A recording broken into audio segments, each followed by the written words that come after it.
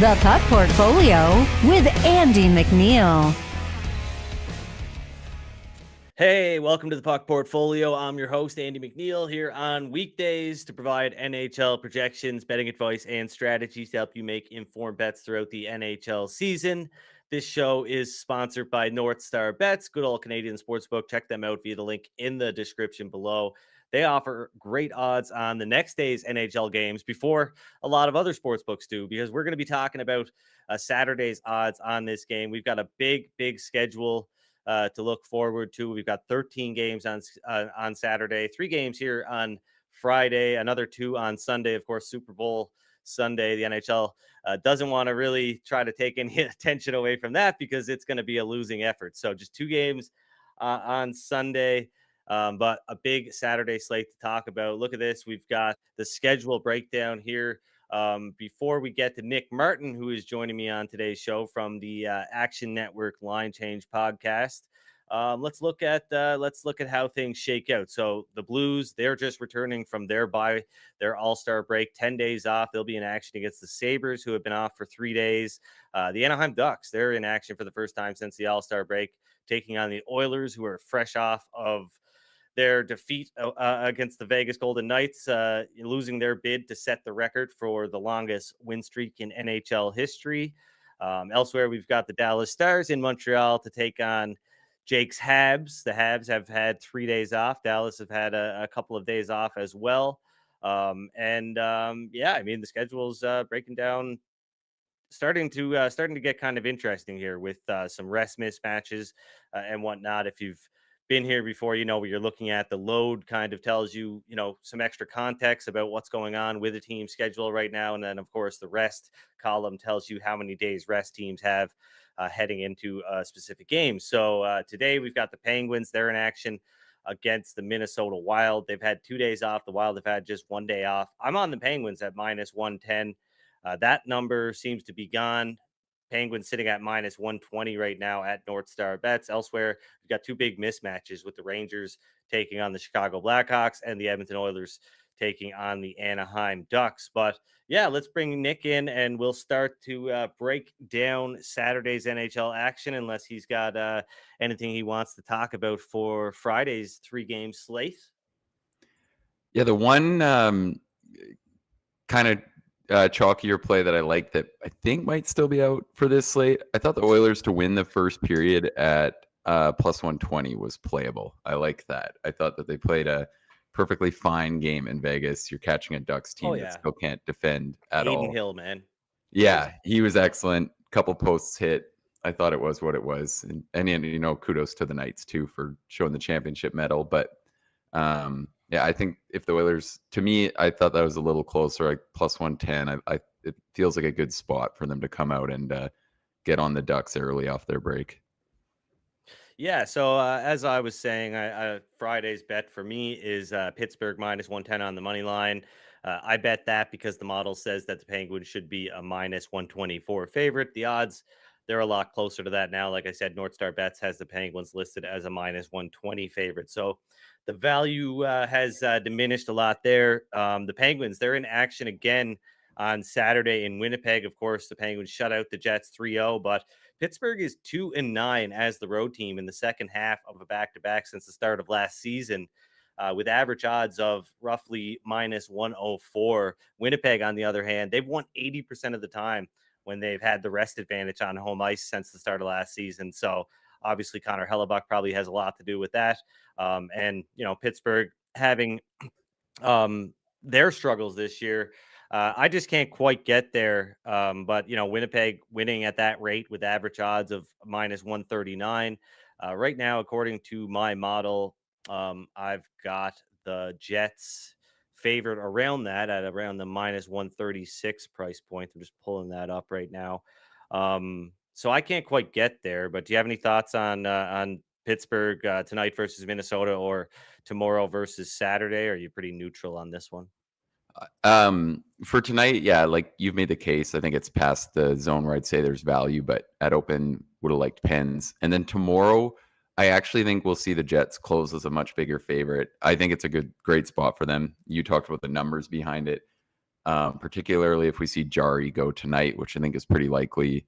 Then he's not going to go tomorrow. We continue to see that kind of get underrated, that backup prediction with the opening lines. Like I think a pretty obvious case with the overnights ahead of the Lightning game on Wednesday. No, everybody who's paid attention to the Lightning and like that back-to-back stat you threw out there, Andy, I think a huge part of that was that Vasi never ever gets that back-to-back, right? Yeah, So that's of been a course. multi-year thing, and I think that'll be a factor in this game too when the number closes as with the Jets as a bigger favorite. So I don't mind the Jets. But with that said, it is pretty interesting what's going on over there. They can't score. The shuffling of the lines has been a complete disaster. So I mean, Yeah, and you can be coincidentally, they're all of a sudden healthier now than they've been in the last little bit too. So it's kind of weird that this is all of a sudden kind of looking like it's falling apart a little bit for mhm. Winnipeg. But yeah, I mean, Pittsburgh is a team that I've had trouble figuring out this season. I like them in this spot here. Well, I did like them, like you said. The line has moved and the price is important, but I like them in that spot at minus 110. Thought it was a good opportunity to buy low. Although Minnesota is a decent home team overall over the last couple of seasons. But yeah, I mean, nice little 2-0 night for myself last night as the Panthers got the job done. That game was way more of a sweat than it should have been. I mean, the Capitals had no business being in that game, but they led or were tied right up until the late in that game. So was happy to get that win. Of course, don't lay those kinds of prices very often, but saw a lot of value in laying minus 215 with the Panthers. And of course, it closed a lot higher than that. And then, as I was mentioning before we went live, it worked out all right. But man, that first period with the Carolina Hurricanes, I had the Hurricanes at minus 120 on the money line to beat the Avalanche. And Marty Natchez jumps out with a hattie, puts them out to a 3-0 lead early in the first. And they almost escaped that first period with the 3-0 lead. But some wackiness there in the last 20 seconds. And it's 3-2 all of a sudden. So luckily the Canes got out of that one okay. But yeah, that was one of the more tilting periods in recent memory. Did you have action on either of those games, Nick? Yeah, I actually had the over, so I was a lot less tilted Oh yeah, no, because that's great. those That's two free excellent. Yeah. goals were huge.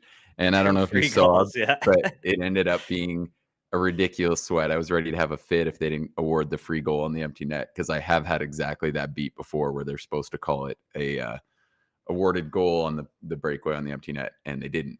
So yeah, anyways, I think the interesting note from that game for me, looking at this slate tomorrow, the Avs, and granted that Carolina's been a really good offensive team recently, but if you look since the start of January, they're a bottom 10 team in terms of chances allowed and expected goals against. Yep. And one thing that I had pointed out is that throughout December, when they had average really low goals against totals, the Avs, they had played an extremely soft schedule of offenses. Like they were just dominating a lot of weak teams, and they really had stabilized in terms of their goals against on that front.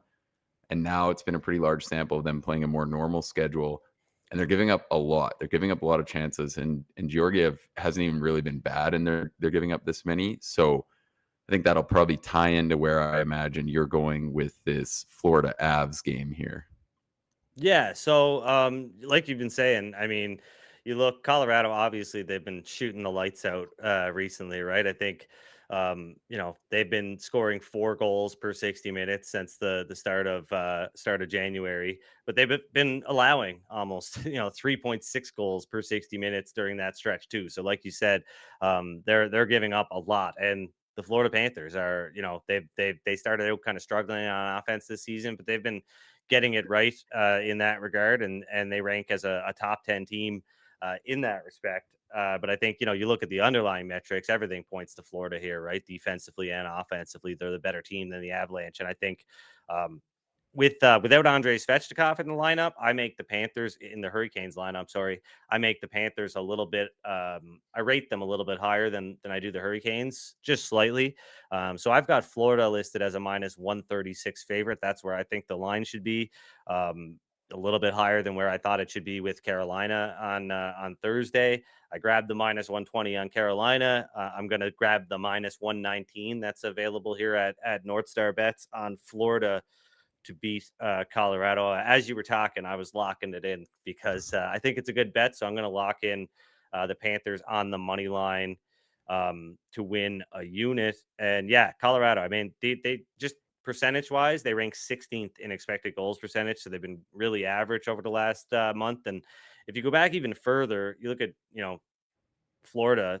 If you go back to December 1st, Colorado's been really good on offense over the last month, but you go back a little further than that, and Florida's been the second best offensive team since December 1st. So I think they've been, like I said, much better than the Avs on defense. They rank second in expected goals per 60 and seventh in goals against per 60 during that 2-month stretch. So yeah, Florida minus 120. It should be in the high minus 130s. I'm guessing you kind of agree with me there. Yeah, fully agree. And then the other look that I'll probably have is I'd be on the over 6.5, depending what's out there. I'd probably take that to minus 115. And the one thing I'll kind of throw out there too, away from the numbers with the Avalanche, which is another kind of one of the things I was speculating around in December, is like their roster's really thin right now compared to most, if any, teams that are near the Cup favorites. They have some legitimate flaws down the lineup, and I think it just sets up, there's one way these game scripts go versus good teams right now, right? Like you just end up playing the big dogs huge minutes. And I think that always lends itself to the overs in, especially versus more up-tempo teams like the Panthers. So those are kind of the looks here for me. I see it with the Panthers. I definitely agree. And I mean, not only are they just deeper, but you got to like some of those matchups they can try and get at home with Barkov and just trying to have them go head-to-head with the Avs top guys. So, yeah, I like the Panthers, and I think over probably will have some numbers getting there as well. Yeah, for sure.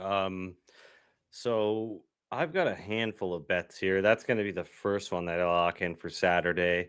It's going to be probably too hard for me to go in order here, but we talked about the Oilers. You like them to win the first period in Anaheim on Friday night.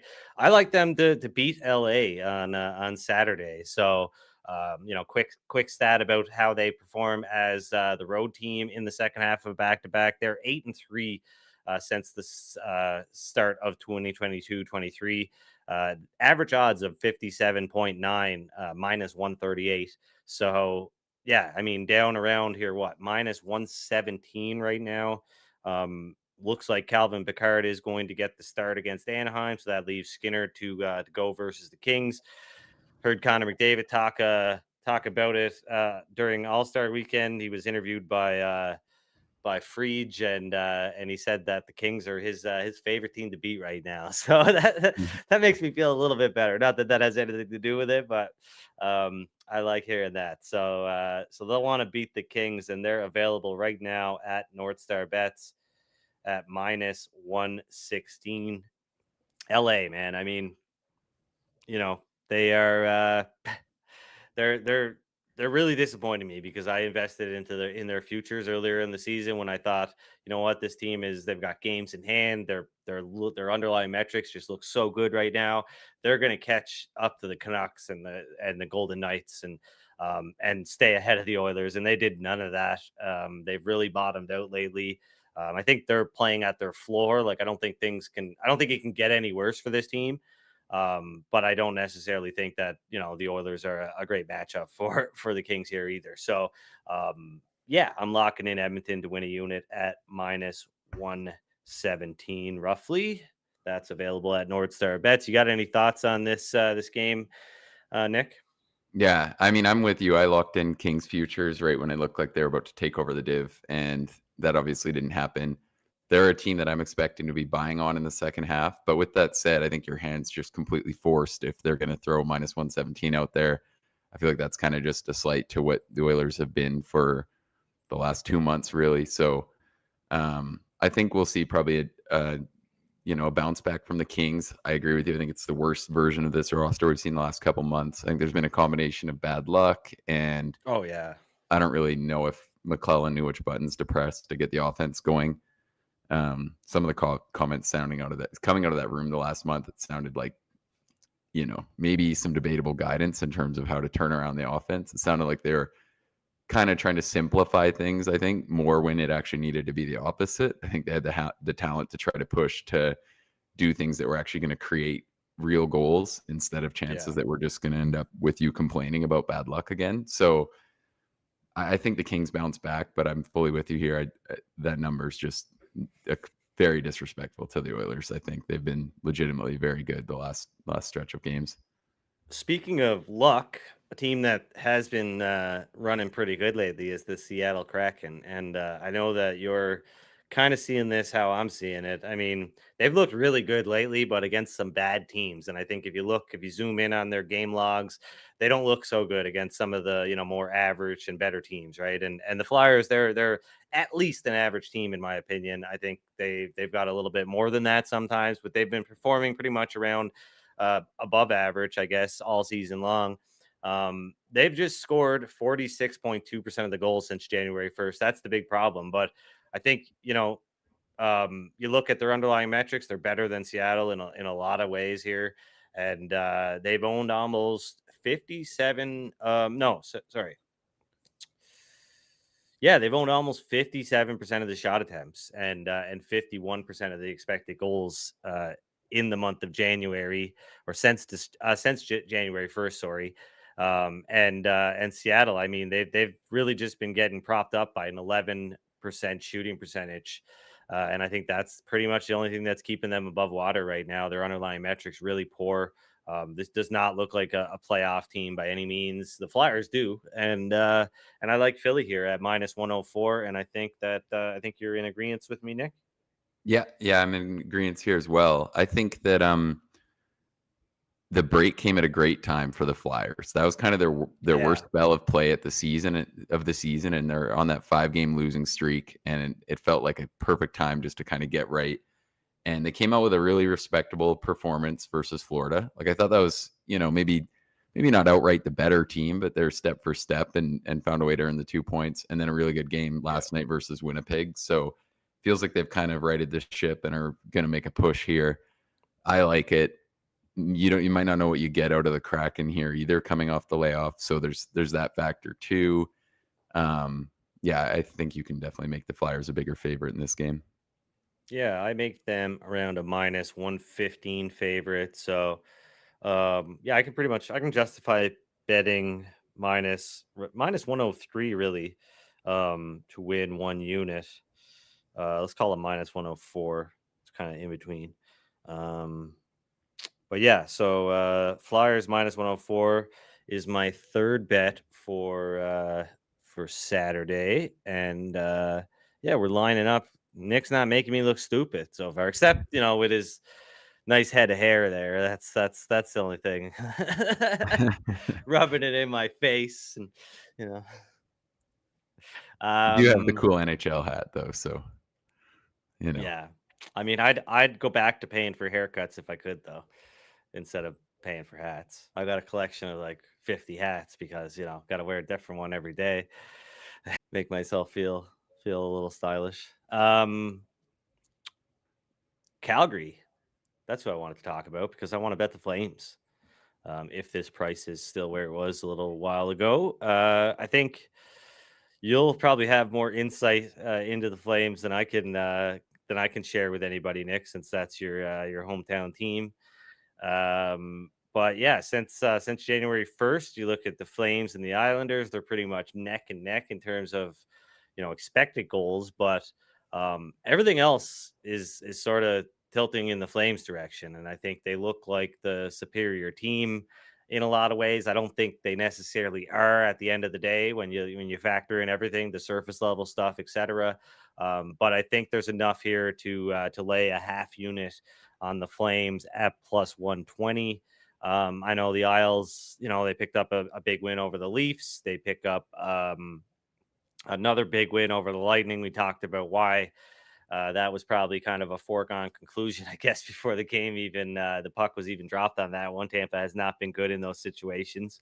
So I do wonder about the Isles a little bit still because like you said, I think the break came at a bad time for the Islanders, at least from a handicapping perspective, because we didn't get a real chance to see them go rolling with Wah. I don't think they had gotten to that point, and then they come out of the break when we know there's like a lot of uncertainty here with like how teams are performing, what we're getting, what we're seeing is it real, right? And so I think it's still going to be a couple of more weeks for me of watching the Islanders play, and hopefully play some good teams to get a real gauge on this team. But I think Calgary, I mean, the only difference here is goal share, and it's been not going the Flames' way, but they've put out some good performances coming out of the break. A big win over the Bruins, a big win over a Devils team that isn't as formidable as people think, probably, but still an impressive victory nonetheless. I like the Flames here at plus 120. Just a small bet, though. Okay. Yeah, this is. I'm not going to say I disagree, because at plus 120, You can. This is the first one that I'm going to say I'm not It's going to plus play. 115 now, so I'm not gonna. Yeah, I'm just gonna cut it off. Okay. Yeah, I just think that the Isles in their 6 games under Wall have bounced back enough for me. The underlying numbers are good. I've been on Calgary both times this week, and we made the case on our show. It's not that I think Lindholm is not obviously a better player than Kuzmenko, but he was playing like he wanted, like he was just playing it out in Calgary. He knew, I think they obviously were making a deal.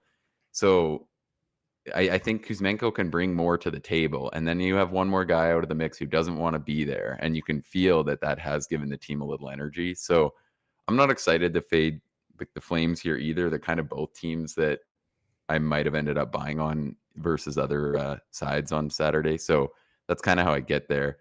And then, I think you got to talk about Jacob Markstrom. Like, some models have him as the top goalie in the league this year. So he's obviously a huge game changer and a big reason why they had the wins this week as well. So, I think there's kind of just, for me, enough of a case on both teams. The numbers look more or less fair. Yeah, now that this one has moved a little bit here since we started the show, I'm not gonna end up back in the Flames or recommending a bet on the Flames at plus 115. It was a borderline edge, and I'm a stingy bastard. I'm greedy. That's how I win. I don't compromise on my numbers, on my cutoffs, and the Flames just don't meet the criteria. They don't hit that threshold anymore. So I still think it's Flames or nothing for me. But yeah, I am an Isles hater, so there is that. Elsewhere, the only other one, I mean, I guess I could consider a bet on Carolina against New Jersey. I do wonder, though, so what we're seeing right now at NorthStar is, I believe, minus 164 in favor of the Hurricanes. Just going to double check that. Minus 161. I could justify making that bet. I'm just wondering if that one doesn't come down a little bit. Now that Hughes is back, didn't these two teams just play not too long ago? I got to double check that. And didn't Carolina close, or didn't New Jersey close as roughly a plus 140 underdog? I can't remember, honestly, but I think it was because it was New Jersey just had that southeast swing, right? And they got rinsed on like all 3 games right before the break. And then, I'm just looking up their schedule here. I just want to double check, because once I know the date, I can actually look up the closing odds really quick. So, I had the Devils on a small bet. I know that because I was on Green Dot Daily with Timmy that day, and he had the Devils, so I blame him. He's a mush. But no, they lost 3-2. That's a very misleading score, though, because I don't think they scored till the third period, and I think they scored one with the extra attacker, 6-on-4 or something like that at the very end of the game. Just a total meaningless goal. There was like 1.4 seconds left on the clock. Actually, it wasn't a meaningless goal. It definitely was a very meaningful goal for anybody who had the puck line. Yeah. I mean, these are both teams that I just hate. It's so annoying betting on like goalies that are this level of soft when they're giving up just such soft, bad goals. I still think Carolina is one of the very best teams in the league, so I'm with you here. Yeah. If they can just stabilize the goaltending, I think they can head into the playoffs right there with Florida, like you had said, is kind of the top power ranked East team. So they're not a team that I really want to lay minus 60 on, right? Even if there is value, they're the team that I want to buy low on in a spot against the Avalanche, who I don't think are as good as the market thinks. But here it's like, do I really want to like reach here with the Hurricanes just because they are that kind of team? But yeah, I mean, this is one where it's like, I just wonder if it comes down a little bit and and I can get into maybe minus 150 tomorrow or something like that, then I'd probably consider it. But yeah, I'm pretty stingy here, and just looking back at closing lines. Where we at here?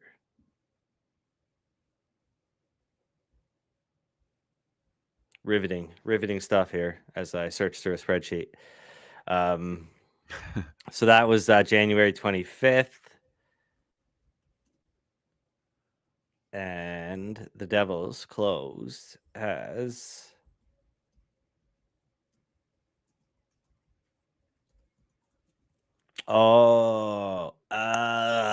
see, and that's why looking up stuff and keeping good notes is so important, because the Hurricanes were on the second half of a back-to-back in that game. They had played the day before. The Devils had 2 days rest going into that one, and yeah, they closed at plus 140. But it wouldn't make sense that they would close. Carolina closed at minus 155. So yeah, I guess it's at this point, it's like knowing that information. Jack Hughes is back.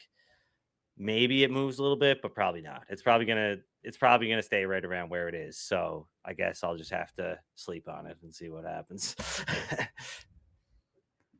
Yeah, fair enough. What do you make the Stars tomorrow, Andy? So I did have it here, and I moved it. Minus 188. So not quite enough value, I guess, for me to consider a bet. Well, actually, yeah, there is at some sports books, because I'm seeing minus 179, minus 182 at NorthStar. So yeah, a little bit of value. I haven't been finding value on the Stars lately, so maybe I'm a little bit lower on them for some reason. I don't know, but yeah. Yeah, I kind of like them there. It's close. I hate betting against Montreal, but I think Montreal is going to get caved in pretty bad. Love betting on Montreal. Welcome to Canadians hockey. Come on. Yeah, but I think there's been a few. Part of the charm of the Montreal Canadiens is that I think it's kind of a good sell spot. Like even that game out of the break, the Caps were just completely asleep for the first period. The Caps are also horrible, and I know more than anyone else. Wasn't Dallas completely asleep in the first period when Montreal beat them in Dallas like a month ago? Yes. Yeah, I don't know. I feel like the Stars are going to get that was going. like one of their best first periods. Now that you say that, I'm like, man, I'm pretty sure that was like one of their best first periods. Yeah, right? And I kind of like it, like pretty ideal rest for Dallas. I think that team's deep. They're getting going. Hate betting against Montembeault, though. It's just such an irritant. But yeah. I feel like pretty comfortable that the Stars almost could be a bigger favorite. Like I don't think this is going to look like a game where they're only minus 175 favorite or whatever it is. So we'll see. And, Edinger had that really good game in Buffalo. He's one of the reasons I think the Stars are kind of a team to watch here, because if the Stars are where they are, and if you like, it feels like they've almost snuck up to the top of the Central, and they are where they are with the 14th highest save percentage in the league. So like if Edinger is actually going to be anywhere near like the top 10 goalie he can be, they've got some serious upside. Now Harley's playing really, really well in the top pairing. Wyatt Johnson's looked really good on the top line. So I think there's some positive arguments in favor of the Stars. So I don't hate them at all tomorrow. I want to feel like they can pay off in that spot.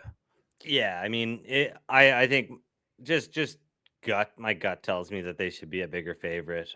But yeah, the Canadians, I think, have caused enough grief for people this year that the prices are going to kind of seem wonky sometimes, maybe. But yeah, last game, that was a memorable one, because I had Montreal to win in Dallas, and they got out to a 4-0 lead in the second period, or no, early in the third period.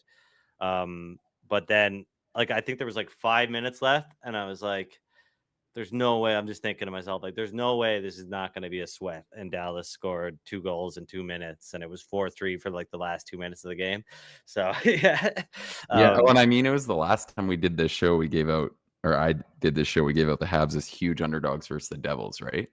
yeah. But that's a worse Devils team. They're a way bigger dog, and I think their play since then has been, if anything, a little less convincing. Oh yeah, it's been terrible. So yeah, that's where I'm kind of like, this almost feels like the Stars aren't getting much credit. it's almost like I just love like for that one when I like when you texted me after they beat the Islanders in and you said something like buy a lottery ticket or something like that because I was lucky. I love that because I don't know, it's just like Honestly, that might have been a little far too. I think I was just pissed because I know. I No, but I just mean I just love this like when there's a team that I can't even really explain why I'm betting on them and they win and they keep winning when I bet on them. And it's just like, they're the funnest to kind of troll with because like, I don't even know what's happening. I'm just like, No, don't let the Habs get off to a good start, it feels like, hey. And it's just hilarious when they do because it's just the pack-in level recently has been something special. But well, that's another thing I want to talk about here is that, is this a game? And I was surprised. So Dylan Strome, I had bet over 2.5 shots in the game versus Montreal. I had the Habs on the money line, and I had Strome over 2.5 shots. It was plus 140. He hasn't been hitting that over for a long stretch or anything, but given his place in the lineup, he was generating the 4th most shot attempts per 60 minutes. Over the last, since December 1st for the Capitals, and he's plus 140 to go over 2.5 shots against the team that's allowing more shots per 60 minutes than any other team in the league. Like, that seems crazy to me. So I don't think, I see this a lot where I don't think sportsbooks adjust enough based on the team strength on the other side. And so Dallas is definitely a team that I would, they're not looking great. I got to actually double check this really quick, but I don't think Dallas has looked that great in terms of their shot generation lately. Maybe I'm dead wrong about that. But that's one where I feel like if there's some value plays to be made in the shot prop markets, then it's probably a good place to start looking and in terms of like start with that game. yeah, one of the things that's worked out so well for Montreal for like star shooters is they managed to make every game close. So like sometimes the problem with some of these guys, like the needle not getting moved enough when they play, say, Chicago, and they're going to get 40 shots, the game also gets to 4-0 after 2 periods, and then the time isn't distributed as it normally is, etc. Right. Yeah. So like if it's Montreal playing the Caps and they're up 4-2 the whole game, it's a little different. And I don't think it hurt either. That the Habs have put themselves in that game state a lot, though. That's what they put it in there a ton, right? Like that's what's scaring me about Dallas tomorrow. I feel like it's the right number, but I kind of gotta, I feel like I'm seeing the boogeyman, thinking about how this game might actually go. I could also see it being one if maybe the Habs got up and really wanted to like just kind of pack it in. I want to buy on the Stars offensive upside. I think they're a really good team. I'm really high on them right now. I know their underlying numbers are kind of not at the top of the league the last bit, but I do think there's still enough room for the roster to grow. And if you look at the priors too, like I think you kind of think about what you can expect from this roster the last couple of years. And then you think about the reasons they can be better. Like for me, Johnson can be better this year. Harley is a huge upgrade. So like there's arguments working in their favor. The only things maybe going against it, you might kind of say Ben can keep tailing off, and Robertson hasn't been as good. And I don't know if we knew for sure he was going to be like a full-blown star after last year, but I still really like the Stars. I'm excited to see what they do coming out of the trade deadline here. Yeah, did you see that The Athletic did a poll, I guess just yesterday or the day before, where they polled players on the most overrated player in the NHL, and Jason Robertson was, I think, 3rd. Like it went Trevor Zegras, who was next? Darnell Nurse, Matthew Tkachuk was 3rd. Really? That was the one that was. I'm surprised the players don't think Tkachuk is good.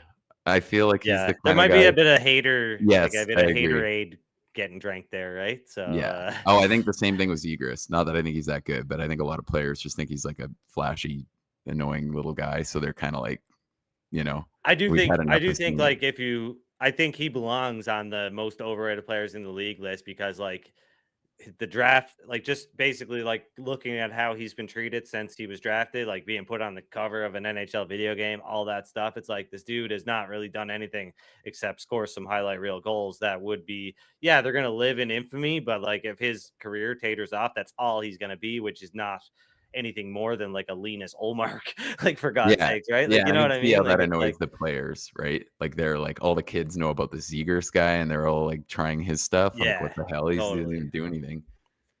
Empty calorie player, but yeah, I was surprised to see Kachuk on there. I am very pleased to see Darnell Nurse as high as he is because I think that like just goes to show you that like guys around the league don't fear this guy. I mean, they don't want to No. fight. I'm sure nobody wants to fight him. I wouldn't, but as far as his like hockey skill, his defensive ability, nobody's like shaking in their boots when they gotta break over the blue line against Darnell Well, Nurse.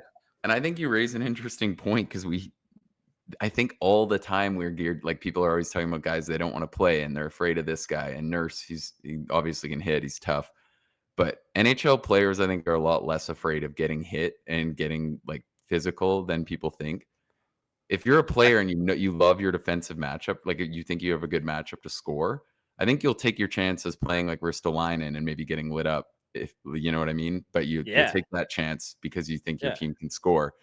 A similar poll they showed a couple of years ago is forwards versus defenders they don't want to be on the ice against. And it was when Carlson was really good. And he was the highest voted one because they were all saying they don't want to get caught with him beating them and like them losing him and getting scored on. So I yeah. think people kind of overrate a little bit what like Like these players I aren't look at that a player afraid of like this. Charlie McAvoy, and I'm not sure players would feel that. I'm just thinking of him right now, but like he's a defenseman that is very much like a man-on-man defenseman. He is like he's on like he's a dog on you all the time, right? Like he's not the most physical guy. He does throw the body and stuff like that, but he's just like a relentless forechecker in all three zones kind of thing, right? And so I think, I think that is probably something that where a guy like a forward might say like, no, I hate playing against Charlie McAvoy, not because he's like a super formidable opponent. It's just like he's annoying. You have no He's space. You know you're doesn't not stop. going He to doesn't get give me any any space. space. And Yeah. yeah, so like I think that stuff will come into play a lot more than like, oh, this guy's big and he might hit me. It's like, yeah, I'll take getting hit once every couple of games to the, when I can, dangle around this guy with ease compared to all these other guys that I Have have a to play 3-point against, right? night. I think they'll Yeah. take that risk. Exactly, right? So yeah, no, it's interesting to see some of the guys on the list, but I gotta pull this up now. Yeah, the Robertson one doesn't shock me. It felt like last year he didn't look that good. I don't know. I hate to like pick, and then his line is so damn good. Like I think Hintz. I don't know if you can still say he's underrated when everyone proclaims him the most underrated player. Like he's always on those Yeah. lists, but Hintz is so damn good. It's mostly just Eastern media bias thing too, right? Like it's like nobody watches Dallas Stars games, so that's why people think he's underrated. But the only other bet, so I locked in 3 bets. What do you got now, Nick? I guess now's a good time to kind of recap. But I've got the Oilers minus 117, the Flyers minus 104, and I've also got the Panthers at minus 119, and of course the Penguins for tonight. But what do you got again? Yeah, I guess which ones would I? So you've mentioned Panthers, like the Flyers, and are those the only 2 out of all that? I think those were my 2, right? And then the over in the Avs Panthers game to 6.5 to minus 115. I would say close on the Stars. And then the other one that I want to throw out there still is I actually do like the Sabres there's minus 130 out there. I think that they actually deserve to be a slightly bigger favorite than this. I don't hate the Blues coming off their layoff. I think right now the Blues are a team I really want to fade. So I hope I'm not trying to reach a little bit here, not getting the best Buffalo team. But It feels like to me, this is a little bit of the way things have gone. I still think, given who's actually playing in this game, the Sabres could be a slightly bigger favorite. I haven't bought on the Blues at all. I think that road swing they had was one of the luckiest road trips we've seen. And then wasn't that surprising to see them come home and get pretty firmly outplayed by Columbus. And I know we did see some wonky results in those final games before the break, but I'm really not too high on the Blues right now. I think it's not a bad spot at all to try and back Buffalo. And Buffalo came out of the break with a really good performance. So not to UPL's been really good too. So if they're going to get goaltending, they got their guys back. Like it feels to me like I don't know if you can, like they're getting some market respect here, but it feels like kind of one of those things you look at the record from the first half, you think about what the roster actually is right now. Maybe they're slightly under the radar. Like you want to view them, I don't know if you want to say closer to what people thought before the season, obviously, because they were just way overhyped, but a little away from like that pure cellar dweller kind of area. And it does feel like one of those things too. And I feel like you would definitely attest to this. Like teams in that kind of gray area, it seems like everyone just writes them off down the stretch. And then when they like kind of win a few games, it feels like everyone's so surprised when really they're just kind of winning at the rate that, teams have always won at. Yeah. If you know what I mean? Like I feel like when we get in the final 70 game or final 20 games or whatever, a team like Buffalo wins and everyone's like, oh, you got to look out for these trendy teams down the stretch. And it's like, Buffalo had like like an NHL 500 win percentage all year. And then, so I think that's kind of like one thing to watch for. People just expect these teams that are in the playoff race to just kind of lap spots like this where it's like it should be 2 points. Yeah, I think what you're saying about people writing off teams, I think that's the case for most hockey bettors and probably most sports bettors, but they just, they pick the top 10 to 15 teams in the league that they think are going to win more often than not. And they're probably going to be right in that respect, but that's not going to, that's not going to equal good betting results, right? Because everybody knows that you want to bet on those teams. You've got to bet. Well, and you've got to stomach the bets on the ugly teams in some capacity sure. at some time, or there's just not enough to choose from. Like, I mean, I'm not saying you can't be a favorite better or, only bet on good teams. You maybe can, but if you're going to make picks every day and whatnot and try to get in on the action every day and only bet on good teams, you're going to end up losing in the long run. Well, and I think this is one too, like, yes, the Sabres are a favorite. I think the Blues would be the more square play, right? Because people look like in the playoff race, 1-5-6, like playing pretty good. How are they a dog to the Sabres here when their process has kind of just been that bad?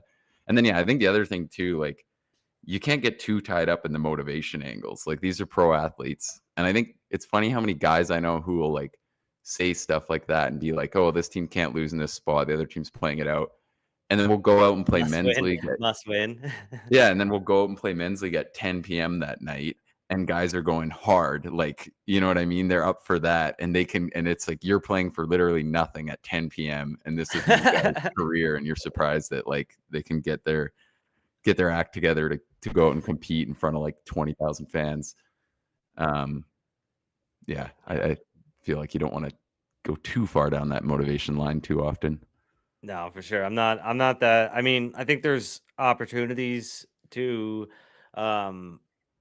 capitalize on the motivational angles, I guess, in some markets, but just as a whole, like picking winners, money line winners, based on motivational angles, I don't think you're going to have much luck.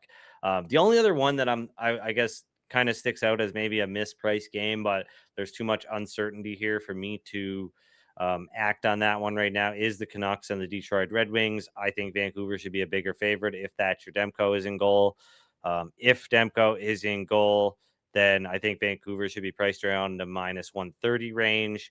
But there is a chance that we could get Casey DeSmith in goal because he has not started since January 24th. And the Vancouver Canucks are playing back-to-back games. They're in Washington on Sunday. So that is something to watch out for. I wouldn't necessarily look at betting that one early unless you like the other side, and then maybe consider going early then, because if it is Casey DeSmith, then that other side won't stick around very long. But that's pretty much the only other one that I've kind of got my eye on right now. Yeah, I agree there. That does seem a little close for the Canucks. The Red Wings they're a team that's kind of hard to figure out. I think they do some things well to help generate offense, maybe a little more effectively than some of the numbers show. But I also do think they've been pretty legitimately bad defensively the last month. I wanted to bring this up before we cut off today's show. So I was scrolling TikTok yesterday and I saw, I don't know who it was, just some hockey creator, gambling creator, whatever, breaking down why he liked over 6 goals in Vancouver and Boston. And he referenced, I've never seen anybody do this before. This is why it was so like shocking to me that somebody would take this approach. He referenced the player prop market. So he went in and he was like, I've never seen this many players with over under 0.5 points, so basically to get a point or not get a point at minus 120 or higher. So he was basing the fact that there were so many players. He had never seen so many players have minus 120 odds of getting a point or higher. And that was like his sign to, they've mispriced the total here. I'm going to it was just such an ass backwards way of doing it. Yeah, it's probably a case that betting on some of those players to go under was maybe the right idea versus the Bruins. Yeah, that's how I would look at it. If I saw like, wow, okay, I guess unders are the probably the because it's like you say, they don't move those as much in certain spots, right? I think they are a little more generic to throw the same numbers out there, and that's why you see heavier juice on player props, I think, right? And but it's like using the derivative, like you're using the thing that was derived from the total and the money line to handicap the total and the money, like the total. Well, and right? all those van guys have 1 million points, so it's like I think that kind of throws it off too, right? When they've been averaging like what they have, I don't think they like move it so much from that when. And I mean, it's also a total of 6. So how much would you expect them to move? I don't know. Anyways, interesting way of looking at it. Just never seen that done before. Glad it didn't work out for him. Got what he deserved. But oh yeah, and a good showing for your Bruins, I guess, too. yeah. I mean, I was close to betting on the Canucks. It didn't get there. I'm glad I didn't because that was probably their worst performance of the season. I was actually in exactly that boat. I thought the number seemed like plus 110 for the Canucks seemed decent, but it felt like kind of one I just wanted to pass on what I thought was like the logical thing numbers wise. Yeah. But anyways, go Bruins, go Bruins. I know my old man was happy. He loves his Bruins. But anyway, great show today. Thanks for being a part of it, Nick. Appreciate it. Made things much easier. Thanks for having me. Have the conversation. We'll do this again very, very soon.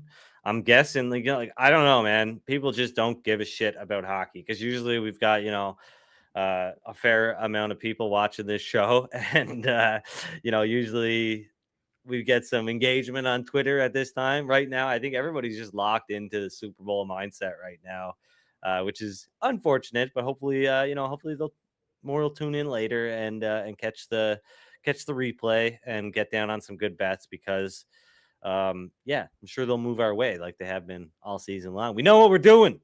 Okay. Anyway, love it.